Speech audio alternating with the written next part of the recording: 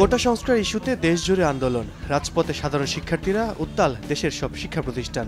বিষয়টি নিয়ে সরব হয়েছেন শোবিজের অনেক তারকা। ফেসবুক স্ট্যাটাসে জানিয়েছেন তাদের অবস্থান, দাবি। দেশের এমন পরিস্থিতিতে চুপ নেই ঢাকাই মেগাস্টার শাকিব খান। কোটা আন্দোলনের যৌক্তিক সমাধান চাইলেন এই অভিনেতা। নিজের ফেসবুকে স্ট্যাটাস দিয়ে দাবি করেছেন শাকিব। বুধবার দুপুরে দেয়া স্ট্যাটাসে শাকিব খান লেখেন, আমার প্রাণের বাংলাদেশ এভাবে রক্তাক্ত হতে পারে না, কারো মা বাবার বুক এভাবে খালি হতে পারে না। আপনারা যারা অভিভাবক পর্যায়ে আছেন তাদের কাছে অনুরোধ রইল, এখনই আন্দোলনরত শিক্ষার্থীদের সাথে কথা বলে এই সংকটের যৌক্তিক সমাধান বের করুন। সব ধরনের সংঘাতের সমাপ্তি চাই।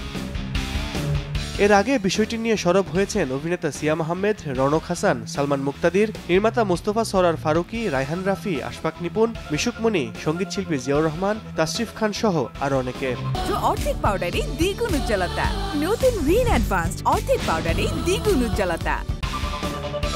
জানা গেছে এই মুহূর্তে শাকিব খান সংযুক্ত আরব আমিরাতে অবস্থান করছেন। ব্যবসার কাজে সেখানে গেছেন তিনি। এরই মধ্যে ঘোষণা করা হয়েছে শাকিব খান অভিনীত দরদ সিনেমার মুক্তির তারিখ। 6 সেপ্টেম্বর মুক্তি পাবে অনন্য মামুন পরিচালিত সিনেমাটি।